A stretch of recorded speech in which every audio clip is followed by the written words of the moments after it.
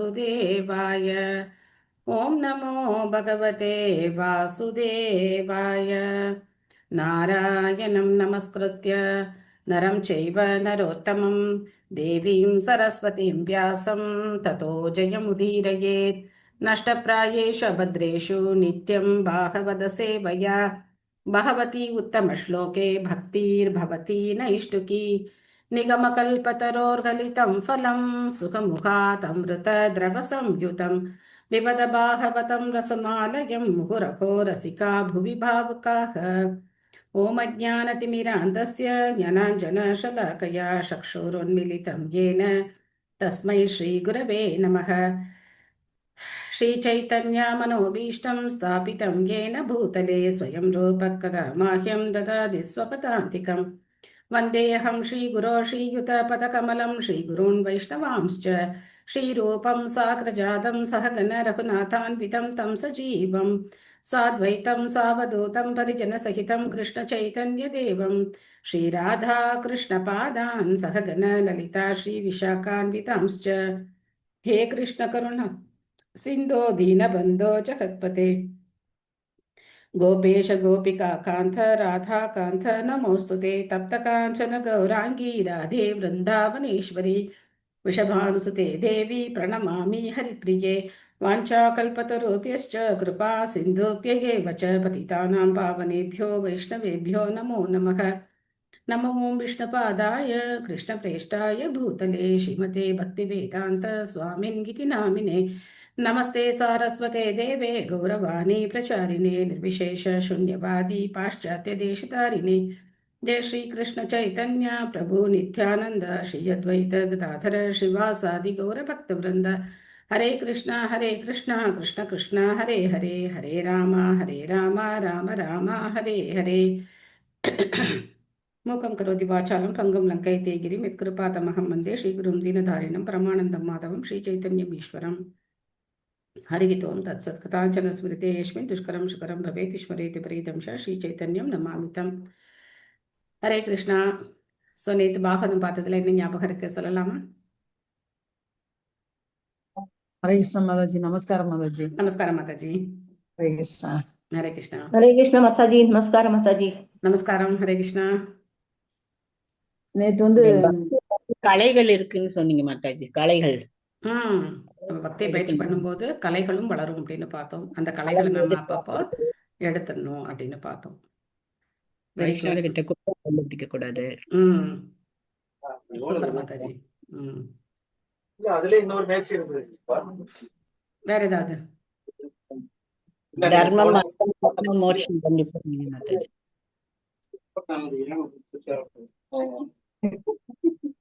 இல்ல கட்சி கொடியே இருக்கு. அபேசன் இருக்குது.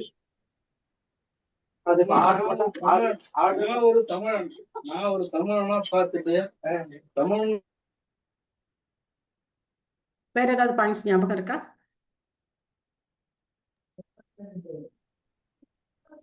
இது தர்மம் அர்த்தம் காமம் மோட்சம் மாதாஜி. அது என்னது? தர்மார்த்த காம மோட்சம்ங்கிறது என்னது? தேவையில்லை அப்படிங்கிற. Very good. அது தேவையில்லாத ஒரு விஷயம், ஏமாற்றக்கூடிய தர்மம், கைத்தவ தர்மம் அப்படின்னு பார்த்தோம். உண்மையான தர்மம் பாகவத பக்தி தான் அப்படின்னு பார்த்தோம். பாகவத தர்மம் தான் உண்மையான தர்மம். அப்பதான் நம்ம வந்து அதை விட சிறந்தது எதுன்னா இந்த பாகவதம், அதான் ரொம்ப முக்கியம் அப்படின்னு, அவருக்கு அதான் சந்தோஷத்தை கொடுத்தது அப்படின்னு. ஆனந்த் ஒருத்தர் பக்திக்கு இப்ப திருமணம் ஆகி 25 வருஷம் அதுக்கு அந்த மாதிரி லேட்டா பண்ணா கூட அதுக்கப்புறம் பக்திக்கு அவசியம் வரணும் அப்படின்னு சொன்னேன். கடைசி காலத்துலயாவது ஒருத்தர் வந்து பக்தி பாதையை ஏத்துக்கணும் அப்படின்னு பார்த்தோம்.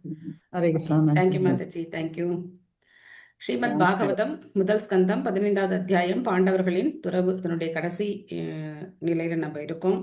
ஸோ எப்படி வந்து யுதிஷ்ட மகாராஜர் அவர் வந்து தன்னுடைய அதே உடலோடையே பகவானுடைய கோலோக விருந்தாவனத்தை அடைஞ்சார் அப்படின்னு பார்த்தோம்.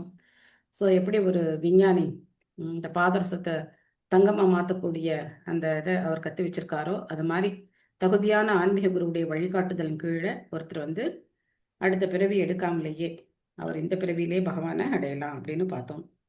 அடுத்த பதம் இன்னைக்கு 49. விதுரோபி பரித்யஜ்ய பிரபாசே தேகமாத்மனக கிருஷ்ணாவேசேன தச்சித்தக பித்ருபிஹி ஸ்வக்ஷயம் யயௌ. மொழிபெயர்ப்பு பொருளுரை வழங்கியவர் திவிதராச பக்திவேதாந்த சுவாமி ஸ்ரீல பிரபுபாத் கி ஜெய். மொழிபெயர்ப்பு. விதுரர் தீர்த்த யாத்திரையை மேற்கொண்டிருந்த பொழுது பிரபாச என்னும் இடத்தில் அவரது உடலை விட்டார். பகவான் ஸ்ரீ கிருஷ்ணன் சிந்தனையில் ஆழ்ந்திருந்ததால் அவர் பித்ருலோகவாசியர்களால் வரவேற்கப்பட்டு அவரது மூல பதவிக்கு திரும்பினார். சோ விதுரர் யாரா இருந்தார்னு பார்த்தோம். விதுரர் யாரு? யமதர்மர். யமதர்மராஜா. சோ அவர் இந்த மண்டவிய முனிவருடைய சாபத்தினால ஒரு சூத்ரரா பிறக்க வேண்டியதா இருந்தது. ஆனாலும் அந்த வாய்ப்பை அவர் பிரச்சாரத்துக்காக பயன்படுத்திக்கிட்டார். பகவானை பத்தி பிரச்சாரம் பண்றதுக்கு பயன்படுத்திக்கிட்டார். யமதர்மராஜனா இருந்து எப்ப பார்த்தாலும் இந்த கேஸையே விசாரணை பண்ணி அவருக்கு ரொம்ப வருத்தம். அதனால என்ன பண்ணார், ஒரு டூர் போயிட்டு வருவோம்ப்பா, ஒரு ப்ரீச்சிங் ப்ரோக்ராம் அப்படின்னு சொல்லி இந்த உலகத்துக்கு பகவானை பத்தி கேட்டார், பகவானை பத்தி பிரச்சாரம் பண்ணார். குறிப்பா திருதராஷ்டிரருக்கு பகவானை பத்தி அவரால் எடுத்து சொல்ல முடிஞ்சது. பாண்டவர்களுடைய சங்கம் கிடைச்சது அவருக்கு. தூய பக்தரா இருந்தார். பொருளுரை விமலாதேவி மாதாஜி படிக்கிறீங்களா? ஹரே கிருஷ்ணா மாதாஜி. ஹரே கிருஷ்ணா. ஸ்ரீல பிரபுபாதாக்கு ஜெய். பாண்டவர்களுக்கும் பிதுரர்களுக்கும் உள்ள வித்தியாசம் என்னவென்றால், பாண்டவர்கள் பரமபுருஷ பகவானின் நித்திய சகாக்கள் ஆவர். ஆனால் விதுரரோ நிர்வாக பொறுப்பை ஏற்றுள்ள தேவர்களுள் ஒருவர்.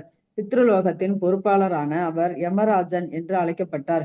ஜட உலகில் உள்ள துஷ்டர்களுக்கு தண்டனை விதிப்பவர் யமராஜனே என்பதால் மக்கள் அவரிடம் அச்சம் கொள்வதற்கு ஒன்றுமில்லை. அவர் பக்தர்களுக்கு உற்ற நண்பராகவும் பக்தர் அல்லாதவர்களுக்கு பயசோர்வமாகவும் விளங்குகிறார். நாம் முன்பே விவரித்திருப்பதை போல் யமராஜன் சூத்திரராக பிறக்கும்படி மந்தவ முனிவரால் சபிக்கப்பட்டிருந்தார். எனவே விதுரர் யமராஜரின் அவதாரம் ஆவார். பகவானின் நித்திய தொண்டர் என்ற முறையில் அவர் உன்னதமான பக்தி தொண்டில் ஈடுபட்டு ஒரு புண்ணிய புருஷராக வாழ்ந்தார். இவரது உபதேசத்தினால் திருதராஷ்டிரரை போன்ற ஒரு பௌதிக மனிதரால் கூட முக்தி பெற முடிந்தது. எனவே பகவானின் பக்தி தொண்டின் மூலமாக அவரது கமல பாதங்களை விதுரரால் எப்பொழுதும் ஞாபகத்தில் வைத்திருக்க முடிந்தது. இவ்வாறாக அவரது சூத்திர பிறவியின் எல்லா களங்கங்களிலிருந்தும் அவர் தூய்மை அடைந்தார். முடிவில் பித்ருலோகவாசிகளால் அவர் மீண்டும் வரவேற்கப்பட்டு அவரது சுய பதவியில் அமர்த்தப்பட்டார். தேவர்களும் பகவானின் சகாக்கள் தான் என்றாலும் அவர்களுக்கு பகவானுடன் நேரடியான தொடர்பு இல்லை. ஆனால் பகவானின் நேரடியான சகாக்கள் அவருடன் எப்பொழுதும் நெருங்கிய தொடர்பு கொண்டுள்ளனர். பகவானும் அவரது அந்தரங்க சகாக்களும் பற்பல பிரபஞ்சங்களில் ஓய்வின்றி அவதரித்து கொண்டே இருக்கின்றனர். அவற்றையெல்லாம் பகவான் நினைவு வைத்திருக்கிறார். ஆனால் சகாக்கள் அவரது மிகச்சிறிய பின்ன பகுதிகள் என்பதால் அவற்றை மறந்து விடுகின்றனர். இது பகவத்கீதையில் 4.5 உறுதி செய்யப்பட்டுள்ளது. தேங்க்யூ மாதாஜி. சோ பாண்டவர்களுக்கும் விதுரருக்கும் என்ன வித்தியாசம்? பாண்டவர்கள் பகவானுடைய அந்தரங்கமான சகாக்கள், அதாவது பகவானுடைய லீலையில எப்பவுமே கலந்துக்கிறவங்க. ஆனா விதுரர் மாதிரி இருக்கிறவங்க பகவானில் நியமிக்கப்பட்ட சேவைகளை செய்யறவங்க, தேவர்களா இருந்து சேவைகளை செய்யக்கூடியவங்க. இவர் யமதர்மராஜனா இருக்கார். ஆனாலும் அவருக்கு அந்த வாய்ப்பு கிடைச்ச போது பகவானுடைய சேவையில அவர் பங்கெடுத்தார். நமக்கு சந்தேகம் வரலாம், இவரும் பகவானை தானே நினைச்சிட்டு தன்னுடைய உடலை விட்டார், அப்போ பகவானுடைய ராஜ்யத்துக்கு அவர் ஏன் போல அப்படின்னு நமக்கு ஒரு கேள்வி வரலாம். அவருடைய சொந்த அந்த காரியம் பாக்கி இருக்கு இல்லையா? யமதர்மராஜனா அவர் இன்னும் அவருக்கு சர்வீஸ் இருக்கு, அவர் இன்னும் ரிட்டையர் ஆகலை. அதனால அவரோட சர்வீஸை கண்டினியூ பண்றதுக்காக அங்கே போயிடுறார். ஸோ ஏற்கனவே நம்ம பார்த்தோம், பல எதுக்கள் கூட இப்படித்தான், தேவர்களுடைய அம்சங்கள் அங்கே போயிடுறாங்க, பகவானுடைய நித்திய சகாக்கள் பகவானுடைய நித்தியமான ஆன்மீக உலகத்துக்கு போறாங்க. ஸோ அதனால அவர் பித்ருலோகத்துக்கு போகும்போது பித்ருலோகவாசிகள் எல்லாம் அவர் ரொம்ப அன்போட வரவேற்கிறாங்க. பல காலம் கழிச்சு அவர் திரும்ப போறார் இல்லையா, அதனால அவர் அன்போட வரவேற்கிறாங்க. ஸோ இது மாதிரி பகவான் அவதரிக்கும் போது பகவானுடைய சகாக்களும் சரி தேவர்களும் சரி நித்தியமா பல்வேறு பிரபஞ்சங்கள்ல அவதாரம் பண்ணிக்கிட்டே தான் இருக்காங்க அப்படின்னு பார்த்தோம். அடுத்த ஸ்லோகம். திரௌபதி ச ததாஜ்ஞாய பதீனாம் அனபேக்ஷதாம் வாசுதேவே பகவதி ஹி ஏகாந்த மதிராபதம். மொழிபெயர்ப்பு. திரௌபதியும் கூட தன் கணவன்மார்கள் தன்னை பற்றி கவலைப்படாமல் வீட்டை விட்டு வெளியேறுவதை கண்டாள். பகவான் வாசுதேவனை கிருஷ்ணரை அவள் நன்கு அறிந்திருந்தாள். கிருஷ்ணரின் சிந்தனையில் லயித்து போன திரௌபதி மற்றும் சுபத்ரா ஆகிய இருவரும் அவர்களது கணவன்மார்கள் அடைந்த அதே பலன்களை அடைந்தனர். ஸோ திரௌபதி பார்க்குறாங்க, என்னடா இது நம்ம கிட்ட ஒன்றும் சொல்லலை. திருதராஷ்டிரர் வீட்டை விட்டு போன போது காந்தாரியும் கூட போனாங்க. ஆனால் திரௌபதி இவங்க யாரும் கூப்பிடல, திரௌபதிக்கும் ஒன்றும் தெரியல, எல்லாரும் போயிட்டாங்களே நினச்சி திரௌபதி பின்னாடியே அவங்களும் என்ன பண்ணுறாங்கன்னா வீட்டில் இருந்தபடியே மெடிடேட் பண்ணி அவங்களும் சுபத்ராவும் வந்து போகிறாங்க அப்படின்னு நம்ம வந்து பார்க்குறோம். சித்ரா மாதாஜி படிக்கிறீங்களா? ஹரே கிருஷ்ணா மாதாஜி, ஹரே கிருஷ்ணா. நமஸ்காரம். நமஸ்காரம் மாதாஜி. மொழிபெயர்ப்பு பொருளுரை வழங்கிய தெய்வ திரு ஆசா பக்தி வேதாந்த சுவாமி பிரபுபாதருக்கு ஜெய். ஒரு விமானத்தை ஓட்டிச் செல்லும் வேளையில் மற்ற விமானிகளிடமும் ஒருவரால் கவனத்தை செலுத்த முடியாது. ஒவ்வொருவரும் அவரவர் விமானங்களை கவனித்துக் கொள்ள வேண்டும். ஆபத்து நேரும் பொழுது ஒரு விமானத்தால் மற்றொரு விமானத்திற்கு உதவ முடியாது. அதே போலவே வாழ்வின் அந்திம கட்டத்தில் பரமபதத்தை அடைய வேண்டிய சமயத்தில் பிறருடைய உதவி இல்லாமல் ஒவ்வொருவரும் தன்னைத்தானே கவனித்துக் கொள்ள வேண்டும். ஆனால் ஆகாயத்தில் பறப்பதற்கு முன் தரையில் இருக்கும் பொழுது உதவி அளிக்கப்படுகிறது. அதை போலவே ஆன்மீக குரு, தந்தை, தாய், உறவினர்கள் மற்றும் கணவன் போன்றோர் ஒருவர் உயிர் வாழும் காலத்தில் அவருக்கு எல்லா உதவிகளையும் செய்ய முடியும். ஆனால் கடலை கடக்கும் பொழுது ஏற்கனவே பெற்ற உபதேசங்களை பயன்படுத்தி கொண்டு தன்னைத்தானே ஒருவர் காப்பாற்றிக் கொள்ள வேண்டும். திரௌபதிக்கு 5 கணவன்மார்கள் இருந்தனர். அவர்களில் ஒருவர் கூட அவளை வரும்படி அழைக்கவில்லை. தன் கணவன்மார்களுக்காக காத்திராமல் திரௌபதி தன்னைத்தானே கவனித்துக் கொள்ள வேண்டியதாயிற்று. மேலும் அவளுக்கு ஏற்கனவே பயிற்சி அளிக்கப்பட்டு இருந்ததால் பகவான் வாசுதேவனின் பரம புருஷ பகவான் ஸ்ரீ கிருஷ்ணரின் தாமரை பாதங்களில் உடனே தன் மனதை நிலைக்க செய்தாள். அந்த மனைவிகளும் கூட தங்கள் கணவன்மார்கள் அடைந்த அதே பலனை அதே வேளையில் பெற்றனர்.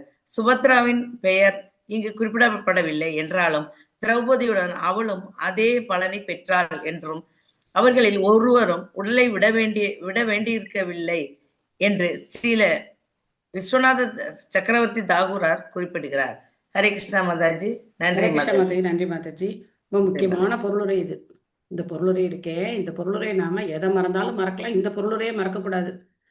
அதுவும் முதல்ல பிரபுபாதர் சொல்லியிருக்கிற அந்த உவமையை நாம மறக்கவே கூடாது. இப்போ நம்ம பார்க்குறோம் இல்லையா, நிறைய விமான விபத்துக்கள் எல்லாம் நம்ம பார்க்குறோம். இப்போ ரீசெண்டாக ஒரு ஃப்ளைட் வந்து ஒரு ஹாஸ்டலில் போய் மோதி நிறைய பேர் இறந்து போனதை நம்ம பார்த்தோம். அந்த நிகழ்வு ஞாபகம் இருக்கும்னு நினைக்கிறேன், கொஞ்ச நாள் முன்னாடி ஏற்பட்டது.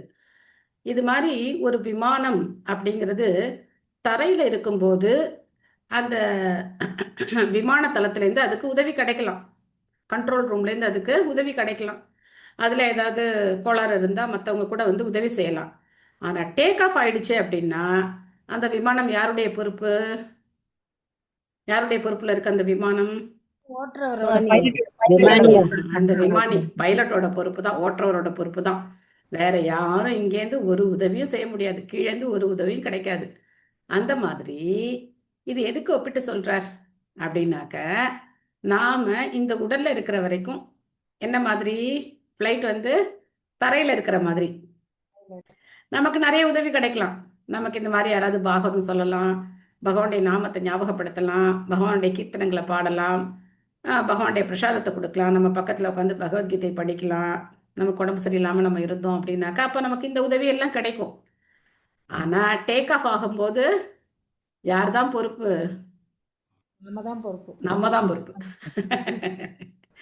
அப்போ நம்ம யாருடைய உதவியும் எதிர்பார்க்க முடியாது.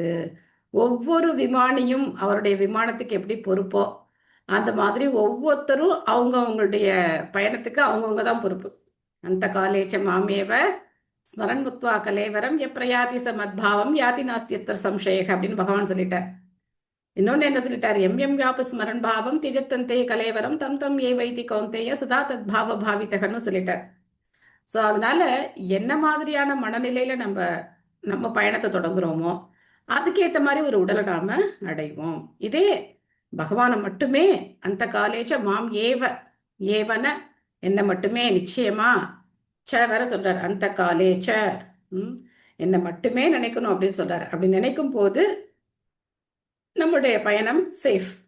இல்லாத போனது அப்படின்னு சொன்னாக்க எம் பாபி ஸ்மரன் பாவம், எதை நினைக்கிறோமோ அதுக்கேற்ற மாதிரி ஒரு பிறவி நமக்கு கிடைக்கும். 5 பேர் இருந்து யாரும் திரௌபதியை திரும்பிலாம் பார்க்கல. என்னம்மா வர்றியா, நீ என்ன பண்ண போற அப்படிலாம் கேட்கல. அவங்கவுங்க பாட்டுக்கு அவங்கவுங்க கிளம்பி போயிட்டாங்க. அப்போ திரௌபதியும் சுபத்ராவும் கூட அதே உடலுடைய பகவானை அடைஞ்சாங்க அப்படின்னு நம்ம இங்கே பார்க்குறோம். யக ஸ்ரத்தையை தத் பகவத் பிரியானாம் பாண்டோ சுதானாம் இதி சம்பிரயாணம் ஸ்ருணோதி அலம் ஸ்வஸ்தியயனம் பவித்ரம் லப்த்வா ஹரவ் பக்திம் உபைதி சித்திம். பாண்டுபுத்திரர்கள் வாழ்வின் இறுதி நோக்கமான பரமபதத்தை நோக்கி புறப்பட்ட விஷயம் சர்வ மங்களமானதும் பரிசுத்தமானதும் ஆகும். எனவே இக்கதையை பக்தி சிரத்தையுடன் கேட்பவர் யாராயினும் அவர் வாழ்வின் மிக உயர்ந்த பூர்ணத்துவமான பகவானின் பக்தி தொண்டை அடைவது நிச்சயம். ஸோ இந்த விஷயம் அப்படிங்கிறது ரொம்ப பவித்திரமானது, மங்களகரமானது. இது யார் கேட்குறாங்களோ அவங்களுக்கு பகவானுடைய பக்தி அப்படிங்கிறது கண்டிப்பாக வந்து அவங்களால பகவானுடைய பக்தியில் உறுதியாக இருக்க முடியும் அப்படின்னு நம்ம வந்து பார்க்குறோம். ஸோ பாகவதம் படிக்கிறதுக்கான ஃபலம் பார்த்தீங்கன்னா இந்த மாதிரி நிறைய பக்தியை பற்றி நிறைய சொல்லியிருக்காங்க. இதுக்கு முன்னாடி கூட நம்ம பார்த்தோம் இல்லையா, பீஷ்மதேவருடைய அந்த இறுதி நாட்களை பற்றி நம்ம பார்த்தோம். இது மாதிரி பகவானுடைய பல்வேறு அவதாரங்களை காலம்பரை ஞாபகம் வச்சுக்கணும் அப்படின்னு 3வது சாப்டர் படிக்கும்போது பார்த்தோம். இது மாதிரிலாம் பகவானுடைய லீலைகளை நம்ம ஸ்மரணம் பண்ணிகிட்டே இருந்தோம் அப்படின்னாக்க அப்போ பகவானுடைய பக்தியில் நாம் ஆழ்ந்திருப்போம். இதில் எந்த சந்தேகமும் நமக்கு கிடையாது. சம்பூர்ண மாதாஜி படிக்கிறீங்களா? படிக்கிறேன் மாதாஜி. ஹரே கிருஷ்ண மாதாஜி. ஹரே கிருஷ்ணா. பொருளறி வழங்கிய பக்தி வேதாந்த சுவாமி ஸ்ரீல பிரபுபாதற்கு ஜெய். ஸ்ரீமத் பாகவத் பரமபுருஷரையும் பாண்டவர்களைப் போன்ற அவரது பக்தர்களையும் பற்றிய வரலாறு ஆகும். பரமபுருஷரையும் அவரது பக்தர்களையும் பற்றிய வரலாறு பரிபூர்ணமானதாகும். எனவே பக்தி ஸ்ரத்தையுடன் இதை கேட்பதென்பது பகவானுடனும் அவரது நித்திய சகாக்களுடனும் சகவாசம் கொள்ளுதல் என்பதாகும். ஸ்ரீமத் பாகவதத்தை கேட்கும் முறையினால் பரமபதத்தை அடைவதெனும் வாழ்வின் மிக உயர்ந்த பக்குவத்தை ஒருவரால் பெற முடியும். இதில் சந்தேகமில்லை. ஸ்ரீமத் பாகவதம் முதல் காண்டத்தின் பாண்டவர்களின் துறவு என்னும் தலைப்பை கொண்ட 15ஆம் அத்தியாயத்திற்கான பக்தி வேதாந்த பொருளுரைகள் இவ்வாறு நிறைவு பெறுகின்றன. ஹரே கிருஷ்ணா. ஹரே கிருஷ்ணா. தேங்க்யூ மாதாஜி. ஹரி ஓம் தத்சத். ஸோ 15 அத்தியாயங்கள் நாம மங்களகரமாக நிறைவு செய்திருக்கோம். பாண்டவர்களுடைய துறவு எவ்வளவு அற்புதமாக இருந்தது அப்படின்னு பார்த்தோம். பாண்டவர்கள் பகவானுடைய அந்த பிரிவை நினைச்சு எப்படி வருத்தப்பட்டாங்க, அர்ஜுனன் எவ்வளோ மன கலக்கத்தில் இருந்தார், அதுக்கப்புறம் பகவத்கீதையை எப்படி அவர் வந்து திரும்ப அவர் ஞாபகப்படுத்திக்கிட்டு தெளிவடைஞ்சார். அதுக்கப்புறம் யுதிஷ்ட மகாராஜர் அவர் வந்து இந்த விஷயத்தை கேள்விப்பட்ட உடனே பரீட்சித் மகாராஜருக்கு முடிசூட்டிட்டு அவர் வந்து அந்த அரச பதவியிலேருந்து விலகிட்டார்.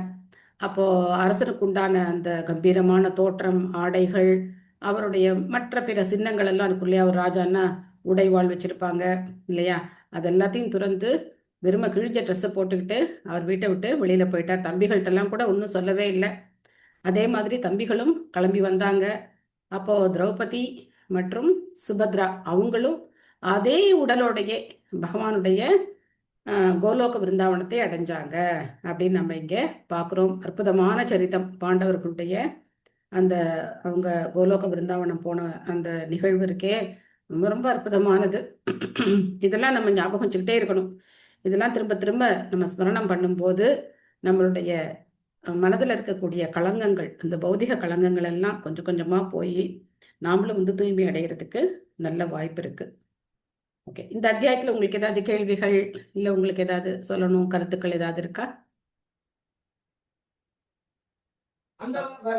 ஹரே கிருஷ்ணா மாதாஜி. எஸ் மாதாஜி.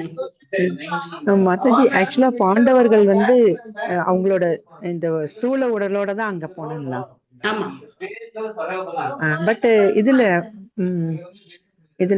நம்ம நார்த் சைட் போனோம்னா பத்ரிநாத் பக்கத்துல இது வந்து பாண்டவர்கள் போன வழி அப்படின்னு சொல்லிட்டு முதல்ல திரௌபதி தானாங்க. ஆமா, பத்ரிநாத்ல சொல்லுவாங்க. அப்படி அந்த வழியா போறாங்க அவங்க. ஓ, அதுல திரௌபதி முதல்ல மயங்கி விழுந்துட்டாங்க. அடுத்து வந்து சகாதேவன், அடுத்து நகுலன் அப்படின்னு சொல்லிட்டு லைனா போயிட்டு தர்மபுத்திரர் வந்து தன் கூட அந்த டாக் ஒண்ணு வருது, அதையும் கூப்பிட்டு அவரு புஷ்ப விமானம் ஏறி அவர் போனதா தான் சொல்றாங்க. மத்தவங்க எல்லாம் அங்கங்கே அப்படி இப்படி இதாயிடுற மாதிரி படிச்சேன். ஆனா நமக்கு பாகவதம் பிரமாணம். பாகவதத்துல என்ன சொல்லிருக்கோ அதை நம்ம வந்து அப்படியே ஏத்துக்க வேண்டியதுதான். அது நம்ம பிரமாணம். நமக்கு பிரமாணம்னா அது பாகவதம் தான். பாகவதம். ஓகே. ஆமா, பாகவதம் தான் நமக்கு பிரமாணம். ஒரு ஒரு சமயத்துல பார்த்தோம் அப்படின்னாக்கா இந்த லீலைகள்ல என்ன ஆகும் அப்படின்னா, நீங்க மியூட் பண்ணிக்கோங்க மாதாஜி.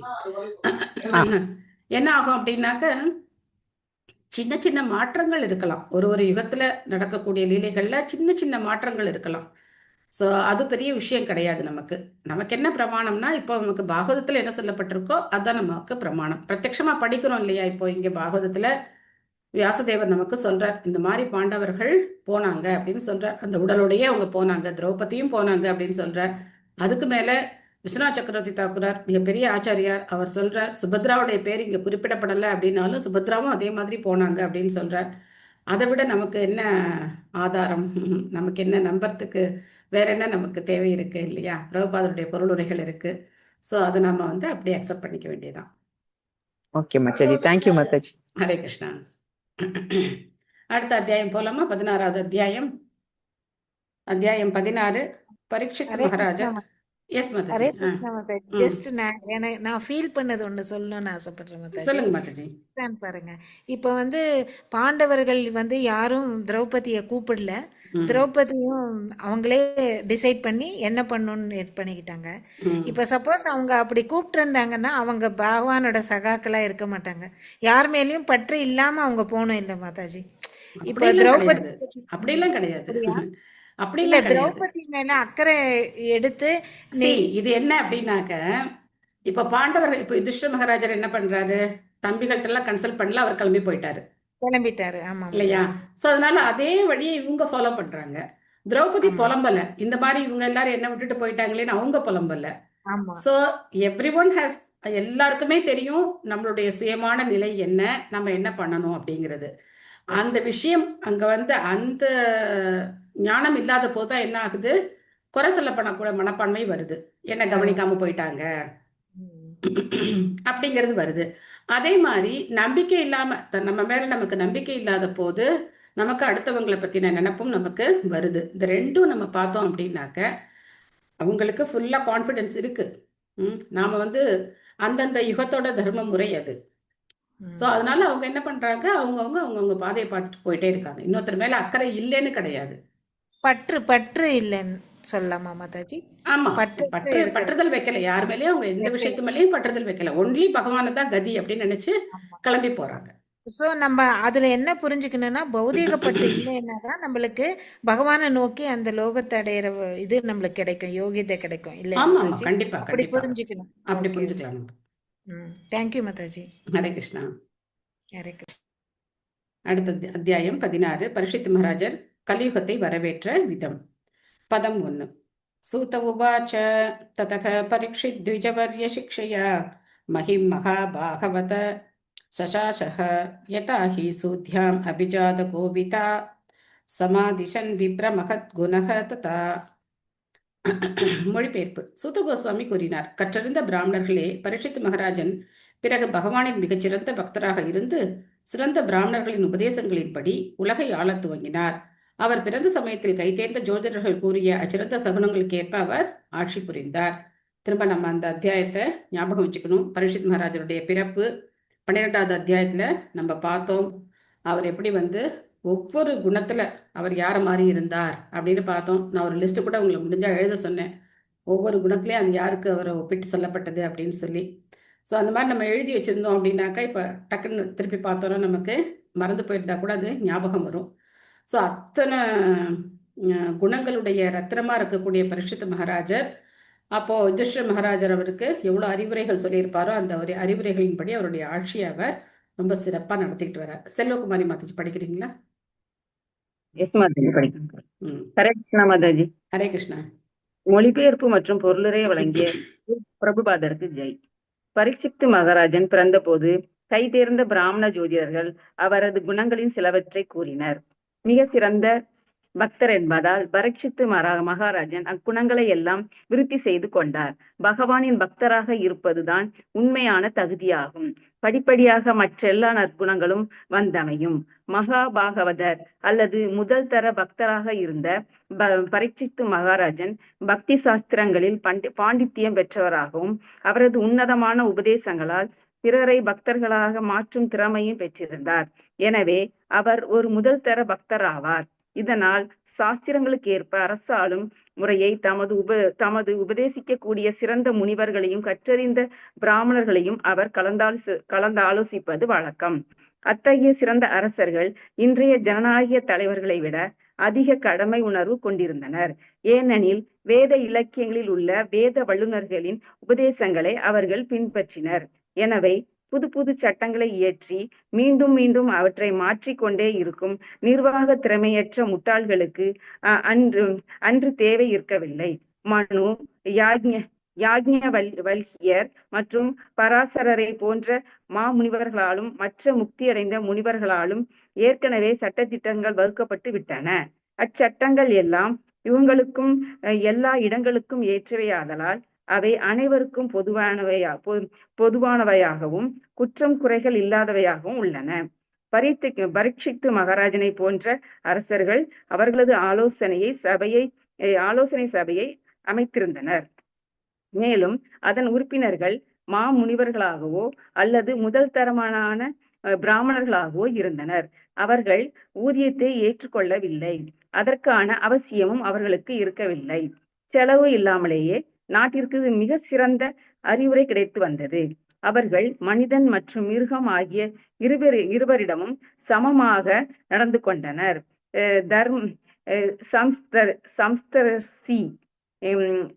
மனிதனை காப்பாற்றி மிருகங்களை கொல்லும் அறிவுரைகளை அவர்கள் அரசர்களுக்கு அளிக்க மாட்டார்கள். அத்தகைய ஆலோசனை சபை உறுப்பினர்கள் முட்டாள்கள் அல்ல. அவர்கள் அனைவரும் முக்தியடைந்த ஆத்மாக்களாகவும் நாட்டில் உள்ள எல்லா ஜீவராசிகளும் இப்பிறவியிலும் அடுத்ததிலும் மகிழ்ச்சியாக இருக்கும் வழிமுறைகளை நன்கு அறிந்தவர்களாகவும் இருந்தனர். உண்டு அருந்தி களிப்புற்று இன்பம் அனுபவிக்கும் தத்துவத்தில் அவர்கள் அக்கறை கொண்டிருக்கவில்லை. உண்மை தத்துவவாதிகளான அவர்கள் மனித வாழ்வின் நோக்கத்தை நன்கு அறிந்திருந்தனர். ஆகவே அரசரின் ஆலோசனை சபையினர் அவருக்கு சரியான வழிமுறைகளை அளித்தனர். தகுதியுள்ள பகவத் பக்தராக இருந்த அரசரும் நாட்டு நன்மைக்காக அவற்றை நன்கு பின்பற்றி வந்தார். யுதிஷ்டிர மகாராஜன் அல்லது பரீட்சித்து மகாராஜனின் காலத்திலிருந்து அரசாங்கம் பிரஜைகளுக்கு உண்மையான நன்மை செய்யும் நாடாக இருந்தது. ஏனெனில் அப்பொழுது மனிதன் மற்றும் மிருகம் ஆகிய அனைவரும் மகிழ்ச்சியுடன் வாழ்ந்தனர். பரீட்சித்து மகாராஜன் உலக நன்மையை கருத்தில் கொண்டு அரசாட்சி புரிந்த ஒரு சீரிய அரசராவார். ஹரே கிருஷ்ணா மாதாஜி. ஹரே கிருஷ்ணா. தேங்க்யூ மாதாஜி. சோ இந்த பொருளுரையில பிரபுபாதர் என்ன சொல்றாரு? பரீட்சித் மகாராஜர் ஒரு சிறந்த பக்தரா இருந்தார். அதனால ஒரு பக்தர்கிட்ட எல்லா விதமான நற்குணங்களும் தானா அமையும். முதல் தரமான பக்தரா இருந்தார் அப்படின்னு சொல்றார். உத்தம அதிகாரி பக்தரா பரீட்சித் மகாராஜர் இருந்தார். சோ அவர் எப்படி இவ்வளவு சிறந்த ஒரு பக்தி நிலையில இருந்தார் அப்படிங்கிறத இந்த முதல் காண்டத்தோட இறுதியில நம்ம பார்க்கலாம். இந்த மாதிரி ஒரு சாபம் கிடைச்ச போது கூட அவரது மனநிலை எப்படி இருந்தது, இந்த பாகவதம் தன் மூலமா வரணும் அப்படிங்கிறது பகவானுடைய திட்டம் அப்படின்னா அந்த திட்டத்துக்கு அவர் எப்படி ஒத்துழைச்சார் அப்படிங்கிறதெல்லாம் நம்ம பார்க்கலாம். என்னடா அது எனக்கு இந்த மாதிரி ஒரு சாபம் கிடைச்சிருச்சுன்னா அவர் நினைக்கல. அவ்வளவு ஒரு பகவானுடைய ஏற்பாட்டை அவர் அப்படியே முழு மனசோட 100% ஏத்துக்கிட்டார். அதை நம்ம பார்க்கலாம். ஸோ அதனால அப்படி ஒரு முதல் தரமான பக்தரா இருந்ததுனால அவர் என்ன பண்றாரு அப்படின்னா வேத வழிமுறைகள் படி ஆட்சியை நடத்துறார். ஒரு பக்தர்னா அதான் அர்த்தம். சாஸ்திர விதி விசிருஜ்ய வர்த்ததே காமகாரதக நசசித்திம் அவாப்னோதி ந சுகம் ந பராம்கதிம் அப்படின்னு சொல்லப்பட்டிருக்கு. யார் ஒருத்தர் சாஸ்திர விதிகளை தூக்கி போட்டு இஷ்டத்துக்கு வாழ்றாங்களோ நான் சுகம் ந பராம்கதிம், அவங்களால எந்த சந்தோஷத்தையும் இப்பவும் அனுபவிக்க முடியாது, இறந்ததுக்கு அப்புறம் எந்த உயர்ந்த கத்தியும் அடைய முடியாது. அவங்க எப்படி ஆவாங்க அப்படின்னாக்க இப்ப இருக்கும்போது அவங்களால சந்தோஷமா இருக்க முடியாது, மரணத்துக்கு அப்புறமும் அவங்க எந்த நல்ல கத்தியும் அடைய முடியாது. அதனால அவர் சாஸ்திர விதிகளை மதிச்சு ஆட்சி நடத்துறார். அது மட்டும் இல்லாம மிகச்சிறந்த முனிவர்கள் அவங்கள தன்னுடைய மந்திரிகளா வச்சிருக்கார். மிகச்சிறந்த அவருடைய மந்திரி சபையை பார்த்தோம் அப்படின்னா மிகச்சிறந்த ரிஷிகள் முனிவர்கள்லாம் மந்திரி சபையில இருக்காங்க. அவங்கெல்லாம் எப்படி வேலை செய்யறவங்க, எதுக்காக எப்படி இருக்கிறவங்க அப்படின்னா சம்பளம் வாங்கி வேலை செய்யறவங்க கிடையாது. அவங்களுக்கு எந்த பண தேவையும் கிடையாது. அதனால பிரபுபா சொல்றார், இலவசமாவே நாட்டுக்கு நல்ல அறிவுரைகள் கிடைச்சது அப்படின்னு சொல்றார். ஸோ அந்த மாதிரி அவர் ஆட்சி பண்ணிட்டு இருந்தார். இப்போ இருக்கிற நிலையும் பிரபுபா சொல்றார். ஸோ இப்போ இருக்கிறவங்க எப்படி சட்டத்தை மாத்திக்கிட்டே இருக்காங்க அதெல்லாமும் பிரபுபா சொல்றார். சமதர்ஷி அப்படின்னா என்ன அப்படின்னா விலங்குகளும் பிரஜைகள் தான் அப்படிங்கிறத தெரிஞ்சு அவங்களையும் பாதுகாக்கணும். இப்போ இன்னைக்கு எல்லாரும் பொங்கல் ரொம்ப சிறப்பாக கொண்டாடிப்பாங்க. நாளைக்கு மாட்டுப் பொங்கல் அன்னைக்கு பார்த்தோம் அப்படின்னாக்க பாவம் மிருகங்கள் எல்லாம் லட்சக்கணக்கில் பலியிடப்படும். மிருகங்களை பலியிட்டு நாளைக்கு மாமிச உணவுகளை சாப்பிடுவாங்க. ஸோ ரொம்ப ஒரு மோசமான சூழ்நிலை.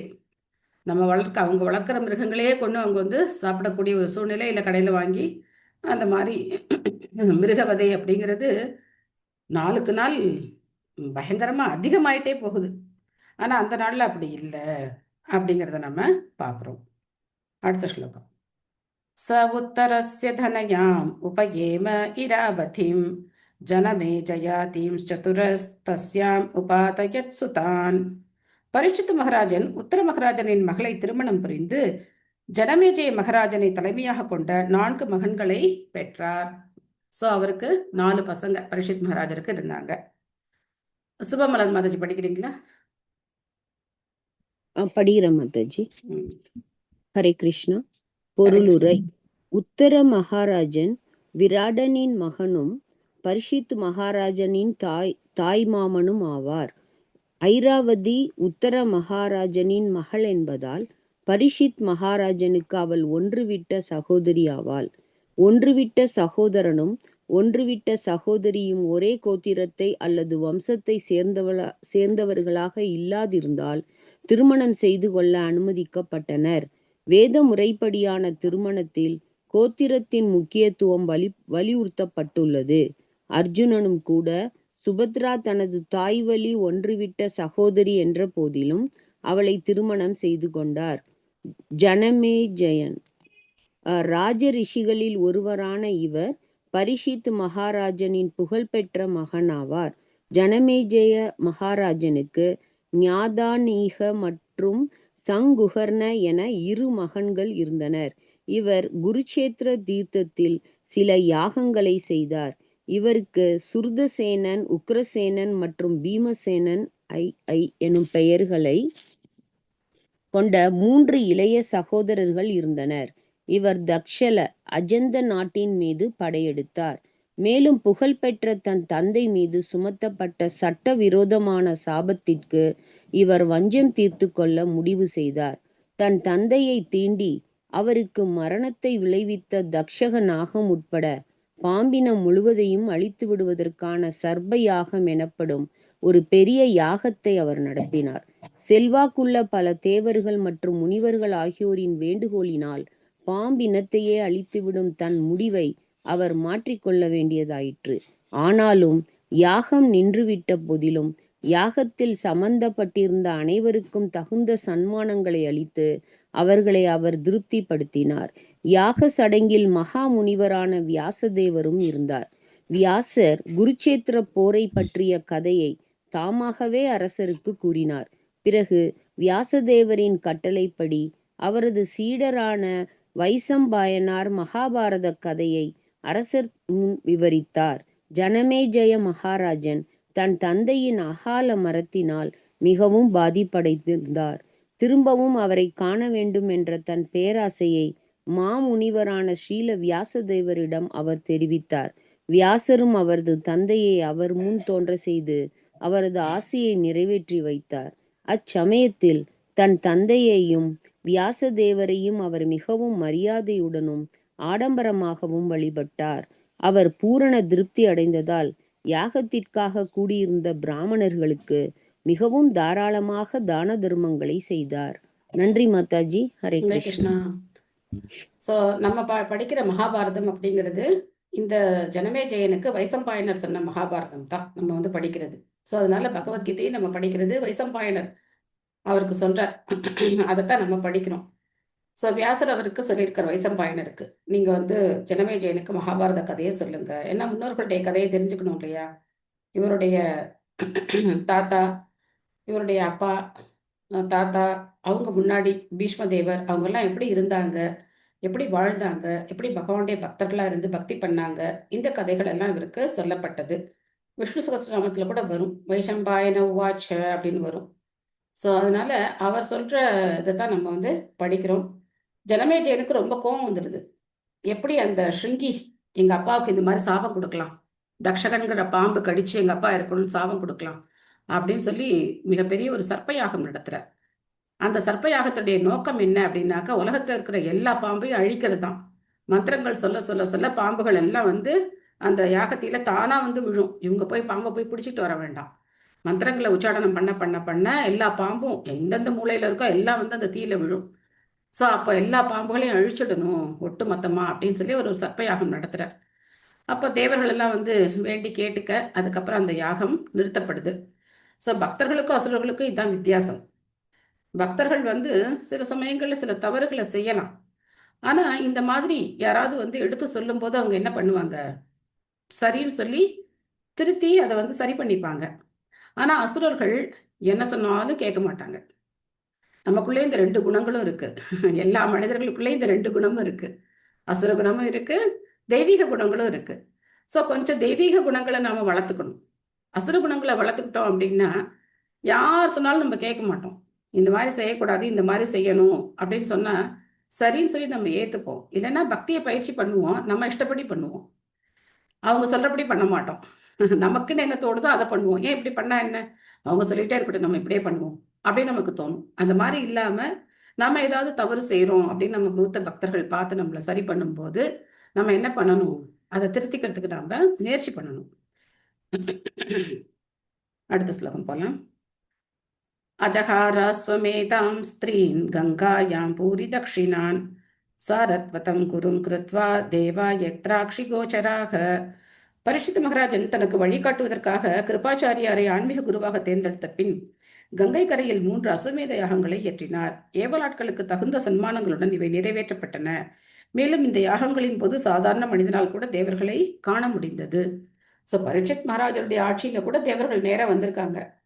அதுக்கப்புறம் அவருடைய மகன் ஜனமேஜயன் இந்த சர்ப்பயாகம் பண்ண போது யாகம் பாதிகள் நின்னாலும் எல்லாருக்கும் தகுந்த தான தர்மங்கள் எல்லாம் அவர் பண்ணார் அப்படின்னு நம்ம பார்த்தோம். ஸோ இது ரொம்ப முக்கியம். ஒரு யாகம் பண்றோம் அப்படின்னாக்க இந்த தான தர்மங்கள் ரொம்ப முக்கியம். யாகம் முக்கியம் அப்படிங்கிறது ஒரு பக்கம், ஆனா அதே சமயத்துல எல்லாரையும் திருப்திப்படுத்த வேண்டியதும் ரொம்ப அவசியம். அப்படித்தான் பலி மகாராஜன் யாகம் பண்ணும்போது வாமன தேவர் வந்து கேட்க அதை கொடுக்கணும்னு நினைக்கிறார். இது என்ன, சுக்கராச்சாரியார் சொல்லிட்டார், கொடுக்கக்கூடாதுன்னு சொல்லிட்டார்.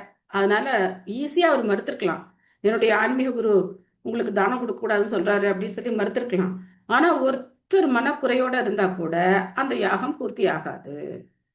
எல்லாருக்கும் அவங்கவுங்க வேண்டியதை நம்ம வந்து யாகம் செய்யும் போது கொடுக்கணும். என்ன கேட்குறாங்களோ கொடுக்கணும். அதுதான் அந்த அரசனுடைய கடமை. அது எவ்வளவு பெரிய விஷயமா இருக்கும்னு நினைச்சு பார்க்கணும் நம்ம. ஸோ ஆனால் இப்போ நம்ம பண்ணக்கூடிய யாகங்கள்லாம் பார்த்தோன்னா எப்படி இருக்கும் அப்படின்னா ரொம்ப சிரிப்பா இருக்கும். அவங்க கொடுத்துருக்கிற லிஸ்ட்ல பாதி வாங்கலாமா கால்வாசி வாங்கலாமான்னு முதல்ல யோசிப்போம். ஒரு பெரிய லிஸ்ட் கொடுத்துருந்தாங்கன்னா, இல்லை இப்போ யாரும் லிஸ்ட் எல்லாம் கொடுக்கறது இல்லை. அவங்க என்ன பண்ணிடுறாங்க, நீங்க எனக்கு 1 லட்சம் அனுப்பி விட்டுருங்க, நாங்க பாத்துக்கிறோம் அப்படிங்கிறாங்க. அவங்க என்ன கொண்டு வராங்களோ நமக்கு அது தெரியாது. அதுல நம்ம வந்து டீல் பேசுவோம். எதுக்கு இத்தனை பேர் வரணுமா, இத்தனை பேர் தேவையா, ஏதாவது கொஞ்சம் கம்மி பண்ணிக்க முடியாதா அப்படிலாம் நம்ம கேட்டுட்டு இருப்போம். ஸோ இப்போ இருக்கிற நிலைமை அப்படி போயிட்டு இருக்கு. எல்லாம் பிஸ்னஸ் மாதிரி தான் போயிட்டு இருக்கு. பட் அப்போ பார்த்தோன்னா எல்லாரையும் திருப்திப்படுத்தணும், யாரும் அதிருப்தியா இருக்கக்கூடாது. எல்லா வர்ணங்களும் திருப்தியா, எல்லா வர்ணங்கள் எல்லா ஆசிரமங்கள் யார் அங்கே வந்திருக்காங்களோ சூத்திரர்கள் முதற்கொண்டு எல்லாரும் திருப்தி அடையணும். அப்படித்தான் வந்து நம்ம யாகங்களை செய்யணும் அப்படின்னு பாகவதத்துல நம்ம பார்க்குறோம். கணிகா மாதாஜி படிக்கிறீங்களா?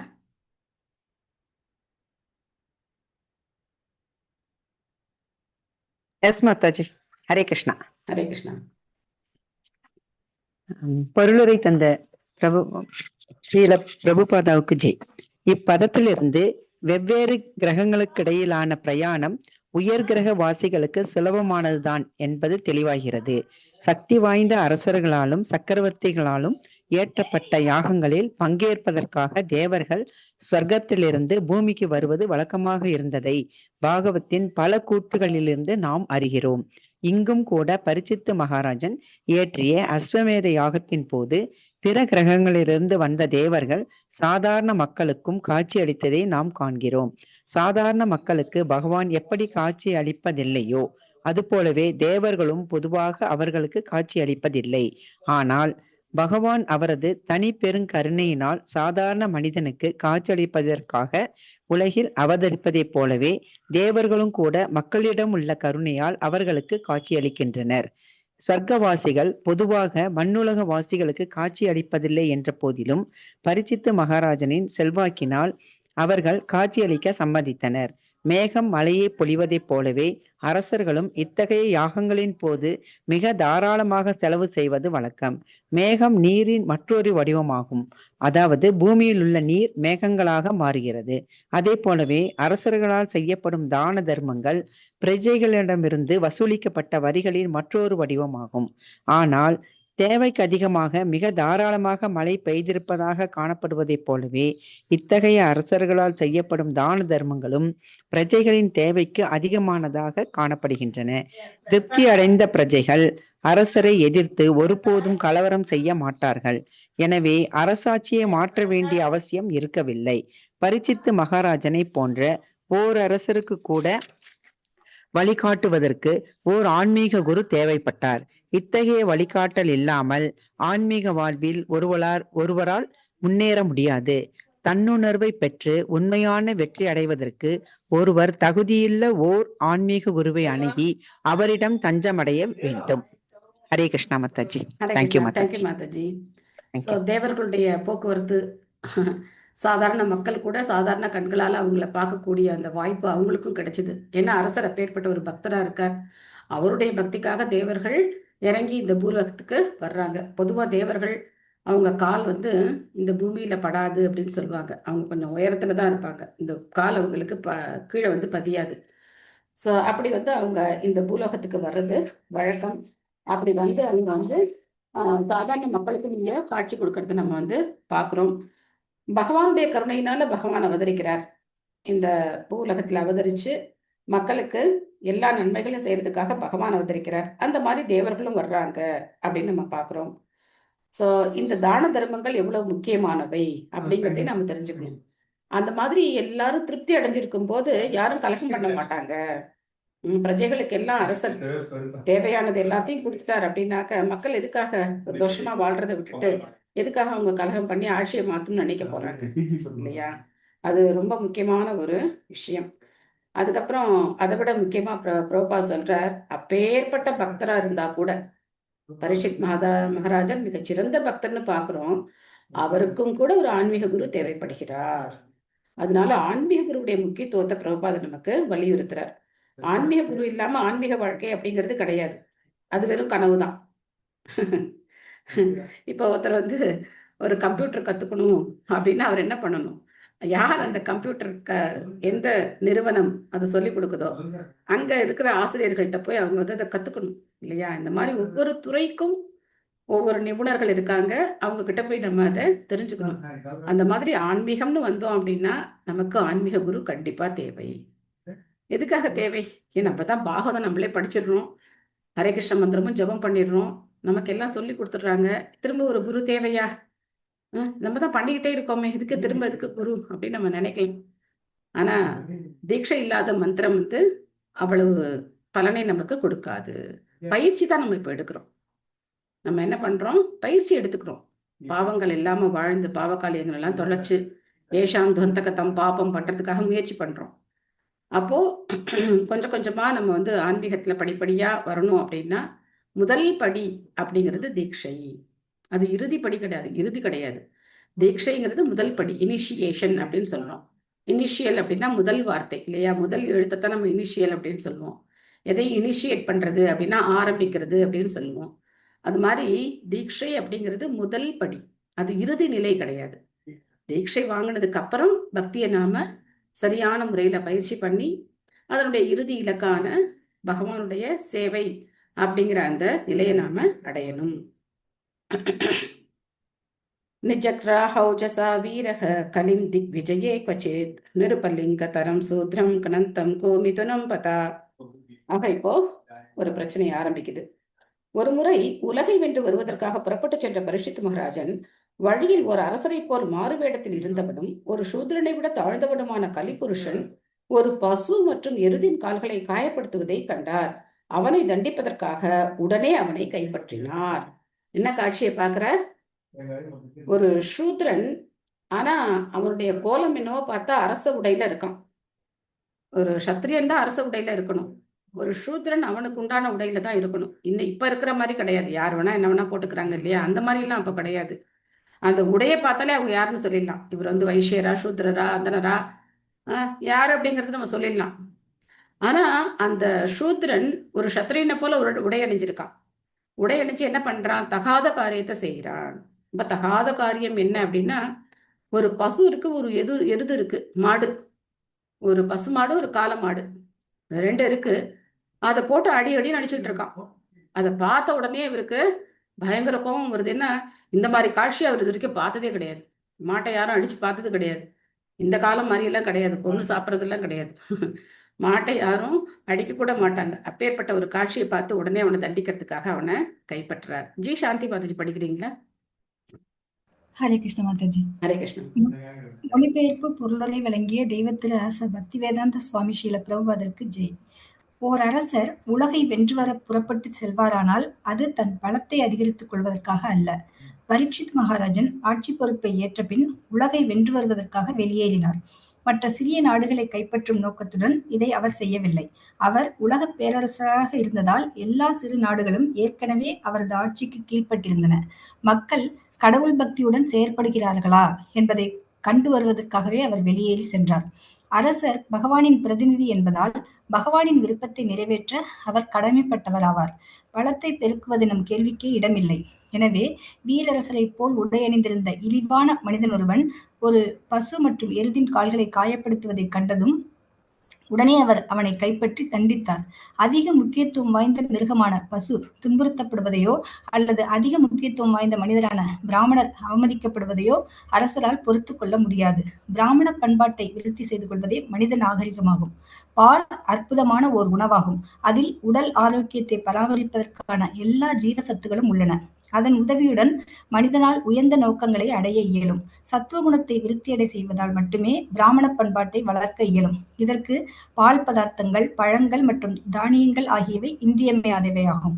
மனித சமூகத்தில் மிகவும் முக்கியத்துவம் வாய்ந்த மிருகமான ஒரு பசுவை அரசனை போல் உடையணிந்துள்ள கருநிற சூத்திரன் ஒருவன் துன்புறுத்துவதைக் கண்டு பரீட்சித் மகாராஜன் ஆச்சரியமடைந்தார்.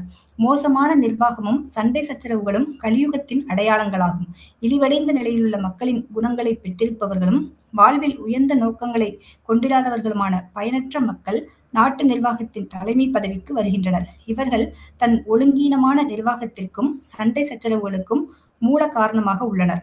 அரச பதவியிலுள்ள இத்தகைய மனிதர்கள் முதலாவதாக பசுக்களை வதைத்தும் பிராமண பண்பாட்டை அழித்தும் சமூகத்தை நரகத்தை நோக்கி தள்ளிவிடுவது நிச்சயம். நன்கு பயிற்சி பெற்றவரான மகாராஜன் உலகிலுள்ள எல்லா சண்டை சச்சரவுகளுக்கும் மூல காரணத்தை அறிந்து கொண்டதும் அதை ஆரம்பத்திலேயே நிறுத்திவிட விரும்பினார். Hare Krishna Mataji. Thank you Mataji. Hare Krishna. Thank you Mataji. So Prabha சொல்ற பரீட்சித் மகாராஜர் வந்து எதுக்காக இந்த நகர்வலம் போனார்?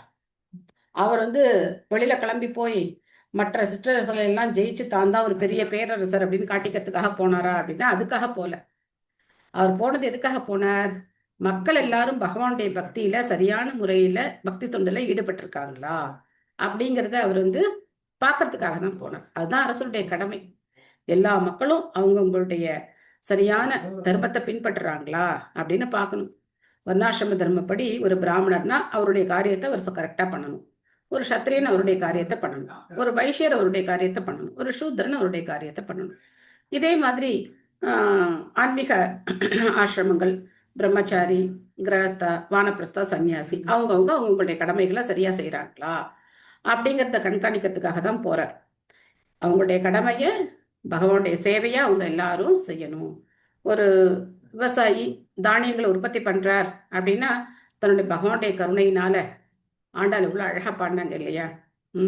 ஆழி மழை கண்ணா ஒன்றுடி கைகரவேல் ஆழியில் புக்கு முகுந்து கொடார் தேரி ஊழி முதல்வன் உருவம் போல் மெய்கருத்து. அந்த பாசுரத்துல நம்ம பார்க்கலாம் எப்படி வந்து தண்ணி வந்து ஆவியாகி மேகங்களாகி மேகத்திலேருந்து மழை பொழிஞ்சு அந்த மழை மூலமா தானியங்கள் உற்பத்தியாகி அந்த தானியங்களை சாப்பிடுற பசுக்கள் எவ்வளவு பால் கொடுக்குது அப்படின்னு சொல்லி நம்ம பார்க்கலாம். ஸோ இது எல்லாத்தையும் பகவானுடைய சேவையா ஒருத்தர் செய்யணும். பகவானுடைய சேவை அப்படின்னா கோவில்ல பூஜை பண்றது மட்டும் கிடையாது.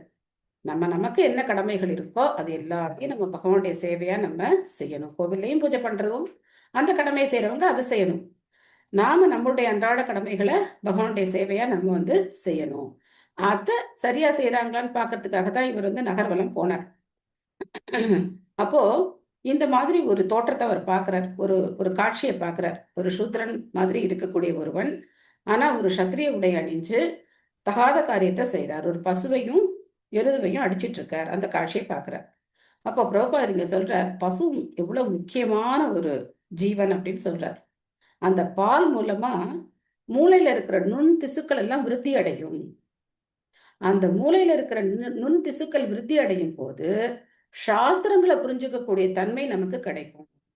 எதுக்காக வந்து நம்ம யோசிச்சு பார்க்கலாம், எதுக்காக பிராமணர்கள் வெறும் தயிர் சாதமும் பாலும் குடிச்சிட்டு அவங்க எப்படி இவ்வளவு ஞாபக சக்தியோட இருக்காங்க? ரொம்ப ஆச்சரியமான விஷயம் இல்லையா? நாங்கெல்லாம் சின்ன பசங்களா இருக்கும்போது எங்க ஃப்ரெண்ட்ஸ் எல்லாமே பிராமின்ஸ் தான். எப்பவுமே தயிர் சாதம் வடுமாங்க. இதை தவிர அவங்க டிஃபன் பாக்ஸ்ல வேற எதையுமே பார்க்க முடியாது. ரொம்ப ஆச்சரியமா இருக்கு, இதையே எப்படி டெய்லி சாப்பிட்றாங்க அப்படின்னு சொல்லி. ஸோ அதை சாப்பிட்டா கூட அவங்களுடைய மூளைத்திறன் எப்படி இவ்வளோ ஒரு இன்டெலிஜென்ட்டா அவங்க இருக்காங்கங்கிறது காரணம் பாகவதம் படிக்கும்போது பிரபா சொல்லும் போது தான் தெரியுது.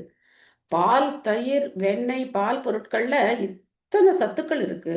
மூளையுடைய நுண் திசுக்கள் அப்படின்னு சொல்றார். மூளையில இருக்கிற நுண் திசுக்கள் சரியான முறையில செயல்படணும் அப்படின்னாக்க பால் அப்படிங்கிறது ஒரு அத்தியாவசியமான ஒரு உணவுப் பொருளா இருக்கு. அந்த பாலை தரக்கூடிய பசு நமக்கு தாய் மாதிரி, அதே மாதிரி எருது வந்து தந்தை மாதிரி. எப்படி ஒரு குடும்பத்துல ஒரு ஆண் அப்படிங்கிற ஒரு தந்தை எப்படி சம்பாதிக்கிறாரோ அந்த மாதிரி எருது வந்து நிலத்தை உழுது அது மூலமா நம்ம பயிரிட்டு நமக்கு தானியங்கள் கிடைக்குது. ஆனா இப்ப அதெல்லாம் இல்லைன்னு வச்சுக்கோங்க, டிராக்டர் வந்துருச்சுன்னு வச்சுக்கோங்க.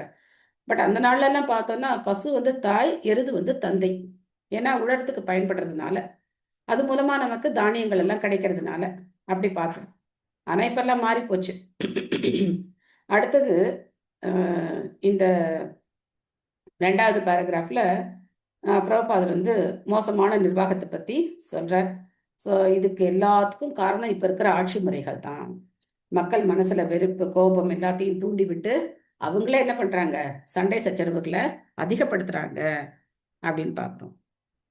சௌனக உவாச்ச கஸ்ய ஹேதோ நிஜக்ராக கலிம் திக் விஜயே நிருபக நிருதேவ சின்ன திருக் சூத்ரகோசௌ காமியக பதாஹனத் தத் யதா மகாபாக யதி கிருஷ்ண கதாஸ்ரயம். மொழிபெயர்ப்பு.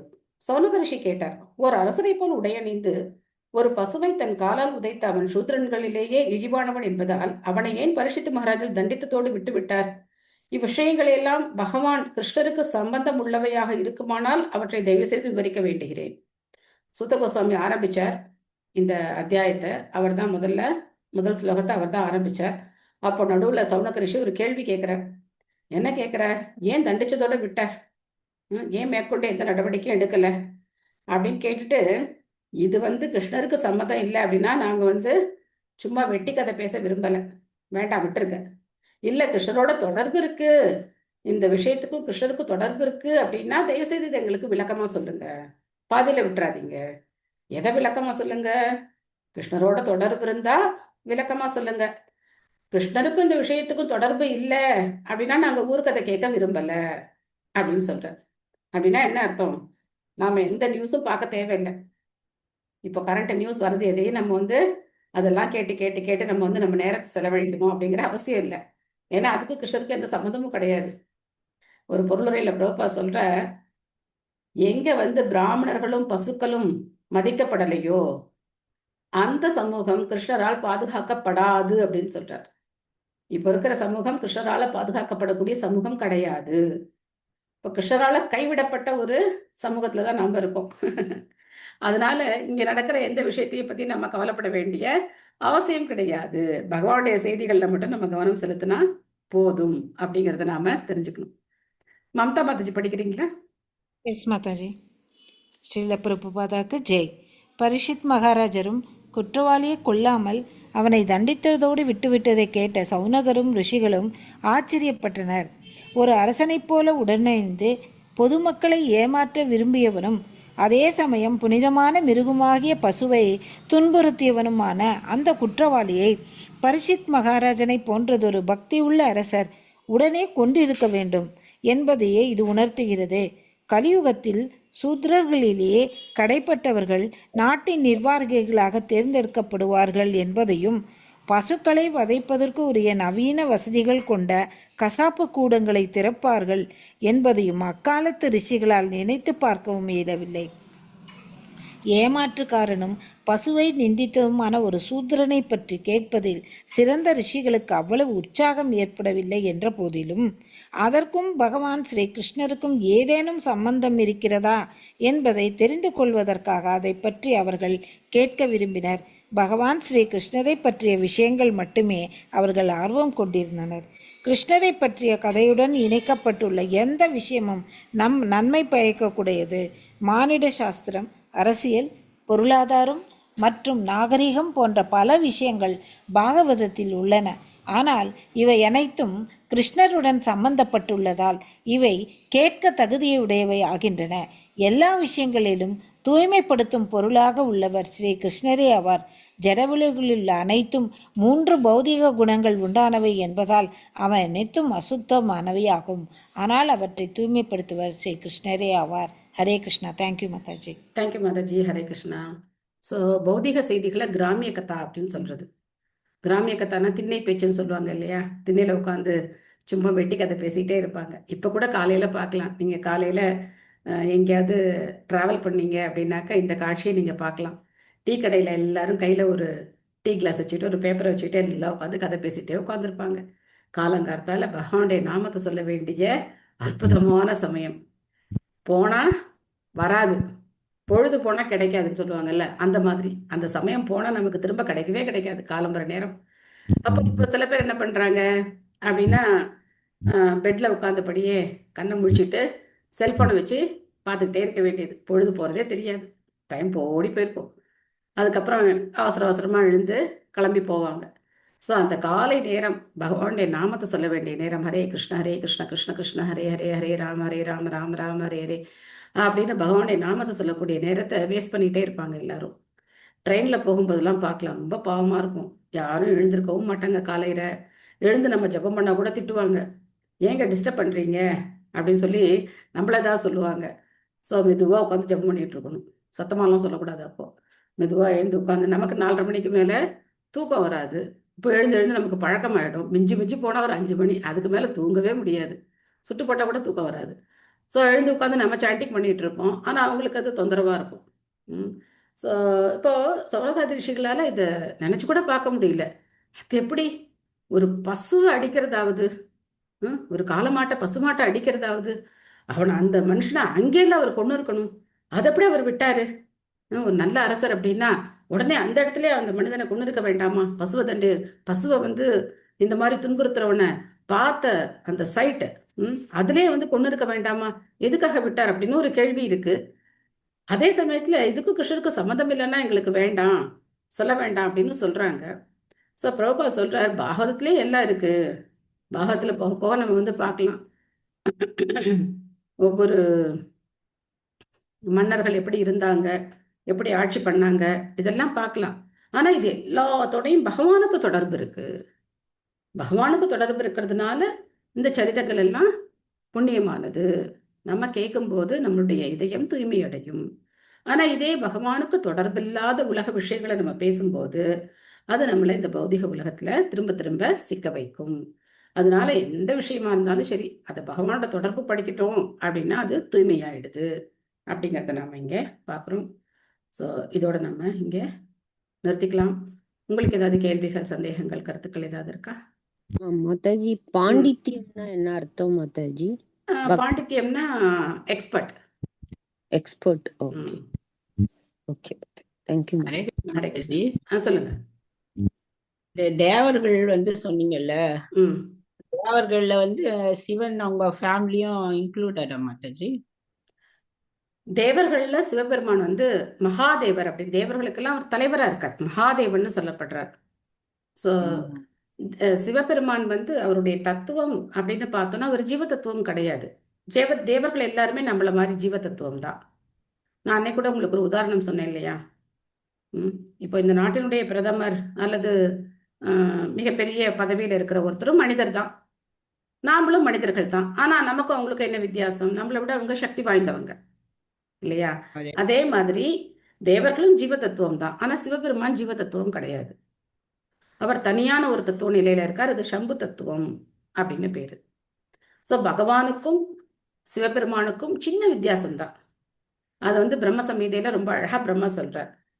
க்ஷீரம் யதா ததி விகார விசேஷ யோகாத் சஞ்சாயதே நகி ததா பிரதகஸ்தி ஹேதோ யக்ஷம் புதாம் அபி ததா சமுபைதி கார்யாத் கோவிந்தமாதி புருஷம் தமஹம் பஜாமி அப்படின்னு சொல்றார். ஸோ நீங்க வீட்டில் பால் காய்ச்சி தயிர் உர ஊற்றுவீங்களா இல்லை கடையில் தயிர் வாங்குவீங்களா? என்ன பண்ணுவீங்க? வர விடுவோம். உர விடுவீங்க இல்லையா? அதே தான். பகவான் வந்து பால், ஷீரா. யாரு? விஷ்ணு வந்து பால். ஆனா அவர் வந்து எப்படி ஒரு புளிப்பான ஒரு பொருளோட சேரும் போது அதே பால் தயிரா மாறுதோ, அதே மாதிரி பகவான் இந்த பௌதிக உலகத்தோட தொடர்பு கொள்றதுக்காக சிவபெருமானா இருக்கார். அதனால பாலுக்கும் தயிருக்கும் உள்ள வேறுபாடு. ஷீரம் யதா ததி, தகி அப்படின்னாக்கா தயிர், ஷீரான்னா பால். பாலுக்கும் தயிருக்கும் உள்ள வேறுபாடு போன்றதுதான் சிவனுக்கும் விஷ்ணுவுக்கும் உள்ள வேறுபாடு அப்படின்னு பிரம்மா சொல்றார். அதனால அவர் தேவர்கள் லிஸ்ட்ல வரமாட்டார். மகாதேவர் சில சமயங்கள்ல தேவர்களோட ஒப்பிட்டும் சொல்லப்படுவார்.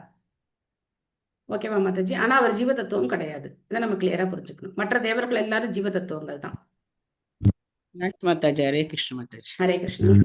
மாதாஜி நல்லா புரிஞ்சிருச்சு மாதாஜி. Okay, thank you. ஹரே கிருஷ்ணா மாதாஜி. ஆக்சுவலா வந்து சிவபெருமான் வந்து கிருஷ்ணரோட பக்தர் தானே சொல்லுவாங்க. ஆமா, கிருஷ்ணரோட பக்தர். அதே பார்வதி ஏதோ கேட்கும்போது, நீங்க எல்லாரும் உங்களை வேண்டிக்கிறாங்க, நீங்க என்ன எப்ப பார்த்தாலும் இதுல நான் தவம் பண்றேன் நீங்க உட்கார்ந்து இருக்கிறீங்களேன்னு கேக்குறாங்களாம். அப்போ வந்து சிவபெருமான் சொல்றாராம், இல்ல நான் என்னோட பகவான் கிருஷ்ணரை நான் நினைச்சு நான் அப்பப்ப நான் தவம் பண்ணிட்டு இருக்கேன் அப்படின்னு சொல்லி, ஜனங்க என்ன வேண்டிக்கிட்டோம், நான் வந்து கிருஷ்ணரை நினைச்சு வேண்டிக்கிறேன் அப்படின்னு சொல்லி சொன்னாங்கன்னு சொல்லிட்டு ஒரு படிச்சேன் மாதாஜி. பாலபத்ரதாஸ் பிரபுஜி தான் சொன்னாரு ஒரு தடவை. 4th canto பாகவதம் படிக்கும்போது நம்ம பார்க்கலாம், தக்ஷயாகம் நடக்கும்போது எதுக்காக பிரச்சனை வந்தது, ஏன் வந்து சிவபெருமான் வந்து தக்ஷனை பார்த்து எழுந்திருக்கல, ஏன் தக்ஷன் வந்து அவரை வந்து சண்டை போட்டு எதுக்காக அவர் அவமானப்படுத்துறார், அதுக்கப்புறம் என்னென்ன நடந்தது அப்படிங்கிறதுலாம் அப்போ பார்க்கும்போது ரொம்ப இன்ட்ரெஸ்டிங்காக இருக்கும். அப்போ படிக்க பாக்கியம் இருந்ததுன்னா நம்ம படிப்போம். Okay Mataji. Thank you Mataji. Hare Hare Krishna. Krishna. Hare Krishna. Thanks Mataji. Hare Krishna Mataji. Hare Krishna. Hare Krishna. Thank you Mataji. Thank you. Hare Krishna. Thank you all. Hare Krishna. Hare Krishna. Krishna Krishna Hare Hare, Hare Rama Rama Rama Hare Hare. Hare Hare Hare. Hare Krishna Mataji. Hare Krishna. Thank you Mataji. Hare thank you. Thank you Mataji. Thank you. Hare Krishna. Thank you Mataji. Thank you. End கொடுத்துட்றேன். ஹரே கிருஷ்ணா. ஹரே கிருஷ்ணா. கிருஷ்ண